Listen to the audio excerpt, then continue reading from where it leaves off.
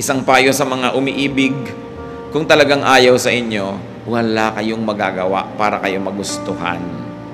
Habang nandiyan kayo at nagpipilit, lalo lang kayong nakakaayawan. At lalo lamang bababa ang pagtingin sa inyo, lalong lumalayo yung pag-asa niyong magustuhan kayo. Was there a time na kayo mismo nagalit doon sa nagpapakounsel sa inyo? Ito lang gawin mo, tapos pag hindi mo ginawa yan, galit na tayo. So, kayo po ba yung I practice what I preach? Up to a point. Kasi hindi naman ako nagpe-pretend na successful ako sa area na yun. Kung minsan pag nagpapayo kayo, sarili mo rin ang kausap mo.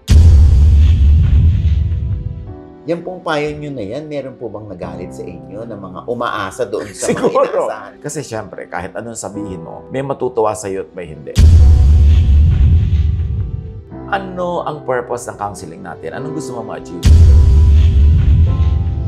Parang pinapalabas mong ikaw, perfect ka, tama ka. So ba akong kumampi sa'yo? Tumigil ka sa sinasabi mo. Kasama po natin ngayon ang instant celebrity. Bakit ba? Kasi nga, ang kanyang mga salita sa kanyang preaching session, dinudukot ng mga netizen at ginagawa rin mga fan pages. Ayan, ang dami na. Grabe. Kasi nga, real talk siya. Ang akin tinutukoy, ang pastor ba ng bayan ito? Pero kilala siya bilang si Kuya Ed Lapis. Hello, Kuya Ed. Hello. Ayan, Diyos ko. Kayo po ba aware na sikat ngayon sa mga TikTok videos? Well, some people tell me that they see me everywhere, pero Oh. hindi ko kasi naman nasusundan yon. So, alam ko that somehow people are benefiting from what we do, and I'm happy about that. Pero matagal na pala kayong Pastor, Kuya Ed. Pero ngayon lang kayo talagang sumipa ng gusto kasi nga, sa totoo lang, ngayon ko lang din nalaman na may Ed Lapis pala na talagang pinakikinggan ng mga tao. Pero ang tagal nyo na po ba sa preaching? Matagal na. Pero dahil ngayon sa social media, it becomes easy to be scattered yung mga messages mo everywhere.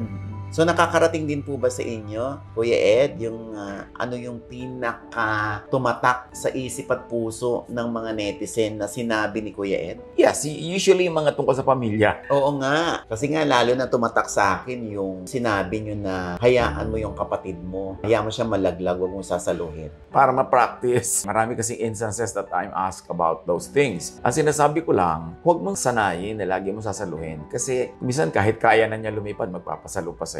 Tapos buong buhay, hindi ka na makakapahinga, sasaluhin mo na lang siya lagi. Kasi usually, parang nire-relate yan sa totoong buhay. Kayo po ba, sa pamilya ninyo, ganyan po ba yung naranasan ninyo? Salamat naman. You know, 8 kami magkakapatid. Wala namang naging ganon. Kaya lang, naliligid kami ng napakaraming tao na nakikita mo nangyayari. Maraming tao kasi sa mundo namin eh. Marami kami mga kamag-anak, mga pinsan, mga empleyado nila. And I see this happening lagi. Kaya tumatatak din sa isip ko kahit nung bata pa ako na may mga ganong pwedeng maging abuses ang kapwa mo, kamag-anak, kapatid mo na nakasandal na lang lagi. Alam mo kasi marami kong exposure sa OFW. Kitang-kita ko yung mga pagdurusan nila, sakripisyo na hindi naman nila idinadaing sa mga kamag-anak sa Pilipinas. Tapos, sarap-sarap ng buhay ng mga umaasa sa kanila. O kung hindi man totally masarap, pero masarap na rin compared dun sa buhay nung nagtatrabaho sa ibang bansa. I feel for them. I empathize with these people. Kasi halos hindi kumikibo, nagtitiis na lang. Kaya tinuturuan ko silang medyo kumibo. Yung huwag mo namang laging tanggapin yung pabigat na ibinibigay sa'yo nang pwede namang hindi magpabigat. Yan pong payo nyo na yan, meron po bang nagalit sa inyo na mga umaasa doon sa mga inaasahan nila? Siguro, pero hindi pa sila nagtatayo ng fan page. So, hindi ko pa sila nababalitaan. Pero ini-imagine ko rin yun. Kasi syempre, kahit anong sabihin mo, may matutuwa sa'yo at may hindi. Also, people ask me for counsel. Kampi kasi ako lagi dun sa kina-counsel ko eh. You know, kung kaharap kita, nadidinig ko ang problema mo, yung kakampi mo ako agad. Kung hindi kita ipapaapi. Ang tendency kasi ng maraming counselors, especially yung medyo kung may religious background, yung ituturo sa'yo, magtiis ka na lang, pasensya ka na, yung gano'n. Hindi gano'n ako eh. Sasabi kong no, gusto ng Diyos, malaya ka rin, masaya ka rin, hindi yung puro katiis dyan. So, hindi ko kinukonsente o itinuturo yung magtiis ka na magtiis na magtiis. Kasi entitled ka rin na maging maligaya. Entitled ka rin na pakinabangan mo yung bunga ng mga pagtatrabaho mo. So, laging binibigyan ko ng way out yung mga tao na hindi mo kailangan pasanin yan all the time. Alagaan mo rin ang sarili sarili mo. So, dumidepende po kayo sa kwento nung kina-counsel ninyo. At sa kwento niya, naniniwala kayo? Hindi. Alam mo kasi, sa counseling, meron ka dapat pakiramdam. Nararamdaman mo naman kung minamanipulate ka ng counseling para kampihan mo siya. So, hindi naman ako blind na magkakampi. Pero halimbawa, hindi ko alam ang buong detail, hindi ko rin alam yung kabila. Ang tendency ko, yung sinasabi mo sa akin na naaapi ka, kinakawawa ka, yun ang bibigyan ko ng weight sa pagbibigay ko ng counseling. Pero hindi ko laging, syempre, pinapaniwalaan kung sino yung kausap dahil you never know until you hear the other side. Pero sa dami na nang nakita mo sa buhay, sa dami na nakita mo mga nangyayari, matatansya mo na kung gaano katotoo yung sinasabi niya. Kung gaano ka one way yung nangyayari sa kanyang buhay para mo siya bigyan ng direction na maging balance sa yun. Was there a time na kayo mismo nagalit dun sa nagpapakounsel sa inyo? Dahil mali ang sinasabi, mali yung ginawa, mali yung naging desisyon? Well, una, hindi naman ako nagpipilit. Pag meron hindi ako directional magpayo Usually, I give options. Ba, ito pwede mong gawin. 1, 2, 3, 4, 5. Hindi ko nasabi, ito lang gawin mo. Tapos pag hindi mo ginawa yan, galit na tayo. Hindi ko pinipilit kasi nagpapapayo lang naman siya. Para bang sa akin, ang pagpapayo, yung kung may magulo yung buhok niya, suklayin mo lang para ma-section mo at maayos mo. Dito mo ilagay yan, dito mo ilagay. Para hindi buhol-buhol, pero hindi ko para idikta ko anong gagawin niya sa buhok niya. Gusto ko lang samahan siya, akayin na to go through all the possible solutions sa kanyang tanong o sa kanyang problema. At siya pa rin finally ang mag-iisip ko anong gusto niya. And usually, yung sinasabi mo nga, sinashare ng mga tao, kinakalat nila because it speaks to their heart. Yun ang nadarama nila. Hindi ko kailangang i-convince. Kasi nandun na sa loob nila sa isip nila yung sasabihin mo. Kailangan mo lang kilitiin ng konti. Kailangan lang merong kumalabit doon para maramdaman nila. Oo nga pala, meron akong ganun damdamin. Meron akong ganun concern din sa sarili ko. Yes, mahal ko rin yung sarili ko. But it takes somebody to remind them of that reality. Kaya yun lang ginagawa ko. Actually, hindi ako nag-iisip for my counselees. Ginigising ko lang sila sa mga dati na nilang alam na siguro nakakalimutan nila o kinakalimutan nila. So, ano yung maipapayo niyo dun sa mga pabigat? Usually, kinakausap ko sila another way kasi marami namang media para madinig nila. I always encourage them to look into themselves. Tingnan nila kung anong strength nila, kung ano yung kakayahan nilang gawin. To focus on that at buhayin nila yung sarili nila, tumayo sila, huwag silang magpabigat. Nadidinig nila yun. Kung hindi man directly from me, nadidinig nila doon sa nagpapapayo sa akin. Yun, sabi nga ni Kuya Ed, dapat di ka ganyan. Kaya kung minsan, siyempre, baka nga sa akin nagtatampo yung mga natatamaan. Pero ang lagi ko sasabihin is, maawa kayo sa tumutulong sa inyo kasi may sarili ninyong buhay. Kasi ang dami-dami mga tao na yung bang, di ba pinapakita naman sa mga pelikula to, pero totoo, yung nagsakripisyo, hindi na nagkaroon ng love life, hindi na nagkaroon ng sariling pamilya. Tapos pagtanda, yung mga tinulungan niyang mga kapatid niya, may mga masasayang buhay, may mga pamangkin at mga apo, siya ngayon itong mag-isang nakatingin sa lulubog na araw. So, dapat magising habang hindi pa huli. Mag-ipon. Tama. Meron na ho ba kayong kinounsel na nabuisit kayo kasi dami-dami yung sinabi, hindi rin kayo sinunod? Hindi naman ako nainis pag hindi ako sinunod kasi nga hindi naman ako directional magpayo. Kaya lang, syempre napu-frustrate ka rin kasi ang dami mong in-invest na oras para ipaliwanag. Tapos yung pala, naghahanap lang palang kakampi. Maraming ganong counseling No. Yung kunwari makipag-usap sa'yo pero gusto ka lang niyang ma-recruit na maging kakampi ka niya. Syempre sensitive naman ako doon. Alam ko naman yun. Tinatanong ko agad, gusto ba akong kumampi sa'yo? You know, dahil hindi ako kumakampi dahil lang nandyan ka. Although sinabi ko sa'yo na pag nandyan, meron akong tendency na to empathize. Lalo kung makikita kong totoo naman, makikita mo sa itsura niya. Pero hindi ako nagagalit kung hindi ako susundin kasi hindi naman ako nag-uutos kung anong gagawin niya sa buhay niya Tinutulungan ko lang siyang malinawan kung ano yung mga options niya sa buhay. Tinatanong mo sa akin kanina kung may nainis na ako, nagalit na ako sa counseling. Yung inuubos ang oras niya at oras ko sa walang kapararakan, walang kwentang usapan. Yung ang haba-haba-haba, tapos ang ending pala, dadaing o utang. May mga gano'n na. Kunwari problema, ang dating yung pala, baka mo kumailangan nyo, umutang kung kani-kanino. Kaya ako, pagka halimbawa nagpapa-counsel ang tao, dinadiretso ko na agad. Ano ang purpose ng counseling natin? Anong gusto mo ma-achieve? Pero dumating na po ba sa inyo, Kuya Ed, yung sarili niyong problema hindi niyo masolusyonan? Siyempre, may ganun. Pero alam mo, right now, wala naman ako masyadong maisip. I'm very thankful na wala naman ako matatawag na naging problema. Lalo na yung problema matagal nandiyan lagi. Pero, yes, of course, may mga bagay na ang dali-dali mong sabihin sa iba itong gawin mo, pero sa sarili mo, hindi ganun kadali. Kasi kung minsan, pag nagpapayo ka, hindi naman ibig sabihin perfect ka o alam mo na o tama ang ginagawa mo Kung minsan, pag nagpapayo ka, yung sarili mo rin ang kausap mo. Parang preaching din. Hindi ko man nagpe-preach ka, ibig sabihin, alam mo na o solved ka na or ayos ka na. Kung minsan, minsan sarili mo rin ang kinakausap mo, challenge din yun sa'yo, hindi lang sa listeners. So, kayo po ba yung I practice what I preach?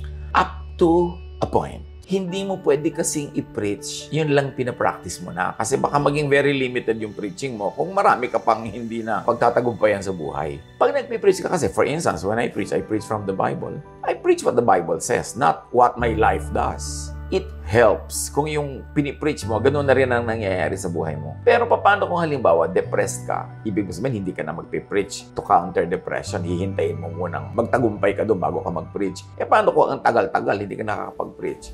So in those cases, you preach according to your reference. And in my case, I preach from the Bible. Kasi hindi naman ako nagpe-pretend na successful ako sa area na yun. In other words, I preach.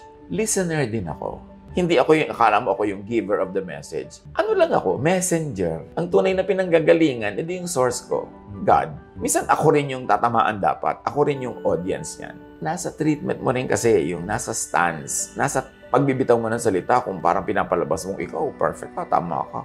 Matakot ka nga mag-fall dahil baka mamaya hindi mo mapagampanan. I am privileged to be conscious of that. Not to place expectations on me.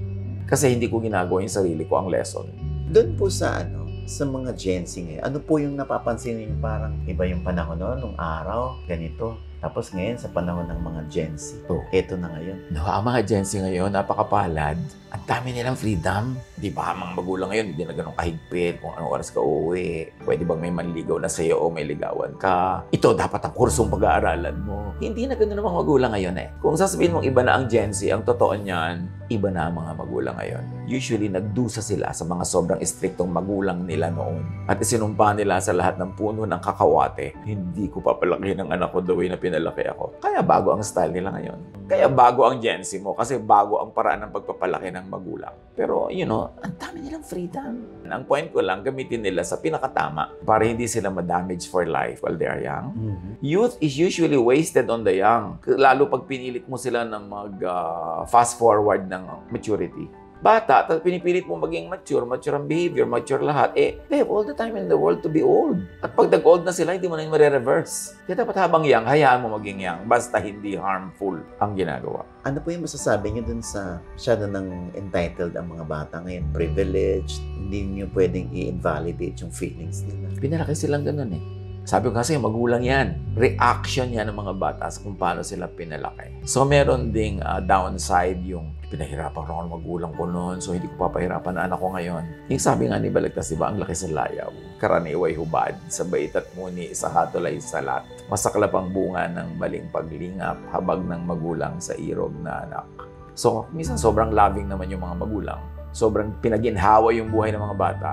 Kaya alam mo, kailangan mo ng hirap eh. Kailangan mo ng pagtitiis para ma-develop ang karakter mo. Kita mo yung mga lumaki sa hirap, lumaki sa probinsya. Minsan 10, 12 years old pa lang, nandito na sa city, nagmamasukan. Pero walang palya yan, nakapapadala sa magulang every month. Kahit ang liit ng sweldo. Pero yung mga pinakalaki sa layaw, yan ang usually, yung mga magulang may mga tampong hindi masabi. Kasi parang insensitive. Meron kasing value yung lumaki ka sa hirap. Huwag naman yung lumaki ka sa karukhaan kung pwede namang hindi ganon. Pero dapat kahit maginhawa kayo, kahit meron kayong means, ang mga bata dapat bigyan ng konting hirap, responsibility sa bahay. Yung household chores, kahit meron ka isang batalyong katulong, dapat may household chores. Character development yun eh, hindi lang yung labor. And there is something very mysterious about going through suffering. It usually makes you a good person. Sometimes it breaks you. Nasa sayo yan if we will make it break you or make you. Pero mostly, pagka hindi naman sobrang talaga nakakagiba ng buong psyche, mabuti yung may konting pinagdaranasan na hirap. Mas nagiging empathic sa iba. Mas marunong makiramdam, marunong makisama. Namimiss niyo po ba yung kukwentuhan kayo, wala kayong cellphone? Hindi na ng mga gadget. Hindi naman. I like gadgets. Except that I don't know how to run them. Pero I like what it does and what it can do. Siguro nasa tao na yan kung kaya mong paghaluin yung may gadget at wala. Tapos, hindi nasasacrifice yung personal communication mo with people. So, etiquette. Like, kung meron kang kausap, yung phone mo, itago mo sa bag. Unless, ikaw ang head ng fire department at lagi ka nag-aantay kung merong notice sabay, dapat ka ipadala bumbero sa ibang barangay. Unless, hindi aandar ang mundo kung hindi mo titingnan yung information dahil ikaw ang decision maker. Pero kung makikipag-usap ka, nakipagkwentuhan ka, it's so much nicer na itabi ang phone na yun, itago. And it sends signal sa kausap mo na parang hindi siya ganun ka-importante dahil tingin ka ng tingin. So yun siguro ang dapat natin ituro sa mga bata. May tamang lugar yung gadgets. For instance, I like it kung yung family na may mga bata, no cellphone on the dining table. Unless you're expecting, an emergency call or whatever. Yung rule na walang cellphone dito, magkwentuhan tayo. Kasi kung minsan kasama mo yung anak mo o pamangkin mo o sino man, hindi kayo makapag-usap kasi nakasubsob siya doon sa gadget. Nagtatapo ang mga may edad na doon na insensitive yung mga bata. Kasi nga, hindi nila naturo ang makiramdam. Yung pakikiramdam kasi, pakikisama, nuturo mo yan at an early age.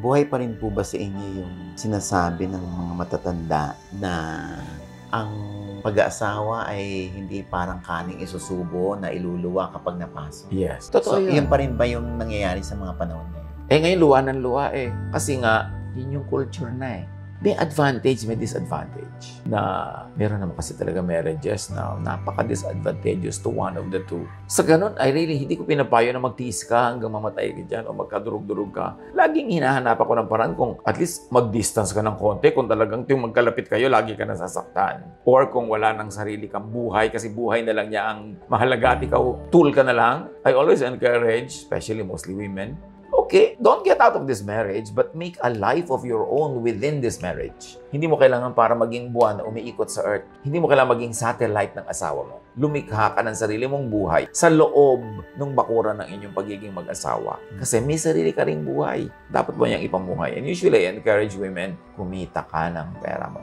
Kasi marami mga babae nagtitiis na lang kahit anong mangyari kasi wala siyang sariling income. Ngayon, kung meron siyang sariling income, nagtitiis pa rin siya, alam mo, choice niya yun. Pero kung wala siyang income, nagtitiis siya, hindi mo na malaman kung choice niya o napipilitan lang siya. So I encourage especially the weaker party to be strong. And in most cases, in our society, usually it's the woman who becomes weaker, especially financially. Kaya yung pasasabi, wala po akong trabaho, sa bahay lang. Kasi tumigil ka sa sinasabi mo. Ang dami mong trabaho. Ikaw nga yung tubero, ikaw yung nurse, ikaw yung caregiver, ikaw yung engineer dyan, ikaw yung janitor. Sa gabi, prostitute ka pa. Ganyan-ganyan. So, lahat na ikaw na. Tapos sasabihin mo sa akin, wala ka trabaho. Wala lang siyang sweldo. Iyon ang dapat na niyang sabihin. Kaya pagka yung mga iba nga sobra kasing mababa ang tingin nila dahil asawa sila, wala silang trabaho. Sasabihin ko, alam mo, tuwing sumisiping sa'yo asawa mo, sisingilin mo lang, ubus ang sweldo niya. Kaya huwag kang papayag na sinasabi niya, kita ko yan, pera ko yan. Sabihin mo sa asawa mo, lahat ng ito ay sa akin. Ito lamang, below my belt, ang sa'yo.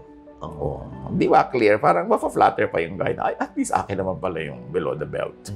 Pero sabi mo, ito lahat yan akin. Ako ang may bahay. Dapat mag-assert ka Huwag mo pinampayag yung lalaki sasabihin sa yung, ako nagtatrabaho, pera ko yan. Hindi mo pera yan kasi kung hindi kita ipinaglalaba, hindi ko naalagaan ng mga anak mo, hindi ka makakapasok sa trabaho, hindi ka kikita. Gusto ko yung mga babaeng lumalaban sa ganyan.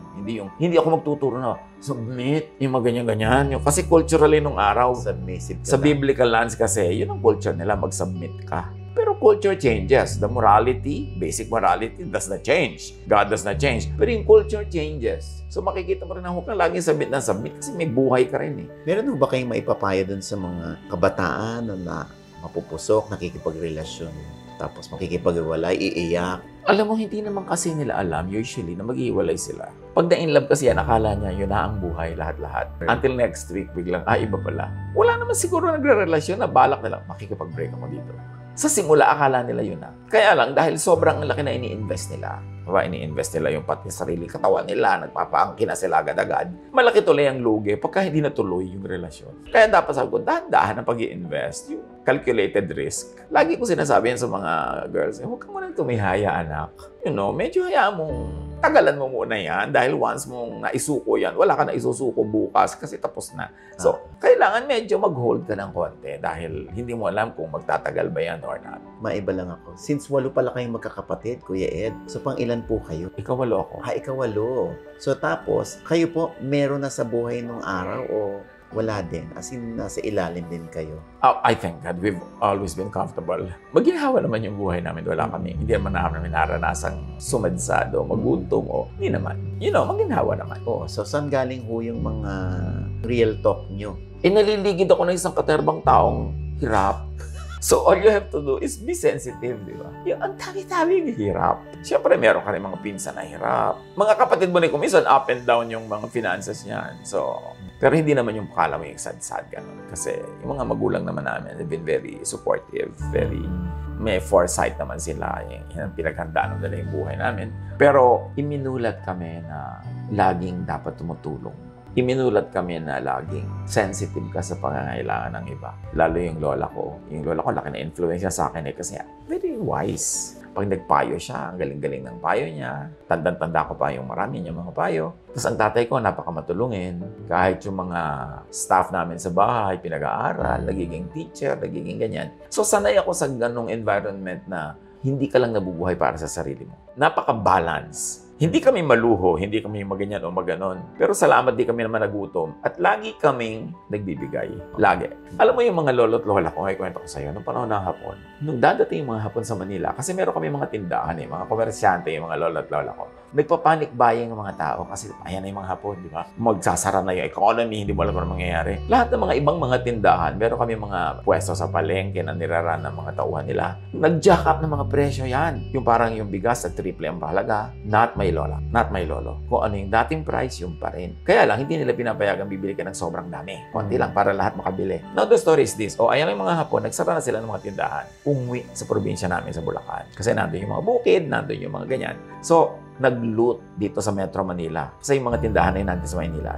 Nag-looting ang mga tao dahil wala na yung mga may-ari, walang gobyerno. Tapos, nanahimik na ang bayan dahil nag-settle na yung mga hapon. May gobyerno na uli. Bumalik na uli sila para mag-commerce. Alam mo, inabutan nila yung mga tindahan nila. Intact ang laman.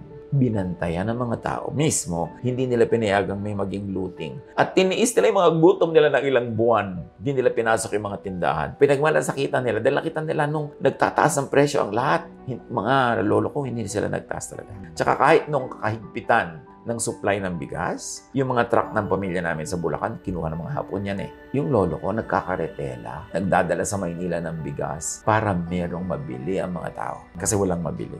So, those stories inspire me. Edifies us whenever we remember na huwag kang magsasamantala sa need ng iba.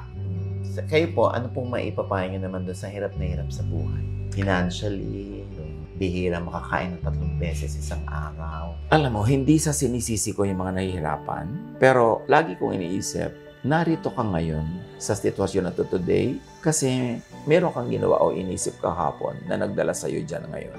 So kung gusto mong solven yung magiging hirap mo pa bukas, solvent mo na yun ngayon. Halimbawa, wala po akong trabaho. Di ba problema yan? Tatanong mo, kahapon ba may trabaho ka? Meron po. Ano nangyari? Ba't nawala ka? So, umabsent ka ba lagi? Anong ginawa mo? Kasi ba't ka nawala ng trabaho? Laging may cause and effect. May mga tao na talagang parang, sabi nga nila, minamalas sila. Sabi nila, parang dumadaan sa pagsubok. Pwedeng yun. Pero marami, naalagay sila sa kanila, lagyan nila, meron din silang responsibility. Yung nandiyan ka ngayon kasi ganito ka mag-isip kahapon. I believe in equality. And what I mean is, lahat binibigyan tayo ng langit ng pagkakataon. Anong ginagawa mo sa binibigay sa'yo? Gano'ng karaming tao na pinagtiwalaan natin tapos hinira nila yung tiwala. So ngayon, mabalik tayo sa tanong mo, halimbawa, hirap na hirap ka sa buhay, anong gagawin mo ngayon? Una, stop complaining. Tumigil ka ng karereklamo. Tumigil ka ng kasisisi sa mga Kastila, Hapon at Amerikano dahil matagal na yon. Tumigil ka ng kasisisi kung paano ka lumaki, paano ka ganito at ganon. Isipin mo na lang, anong meron ka, anong kakayahan mo, anong kalakasan mo, gamitin mo yon para maiangat mo ang sarili mo. Huwag mong isipin yung savings ng iba. Huwag mong isipin yung magagawa ng iba. Ikaw mismo. Kasi lahat tayo binigyan ng lumikha sa atin ng kakayahan. Kailangan hanapin mo yon at doon ka tumayo. Life is short. Huwag mong sayangin sa reklamo, sa himutok, sa panghihinayang, sa paninisi, sa paglulungkot-lungkutan dyan. Kaya yung mantra ko, minimize pain, maximize pleasure, and do the most good. Every time na meron kang pwedeng tulungan, gawa ng mabuti, gawin mo.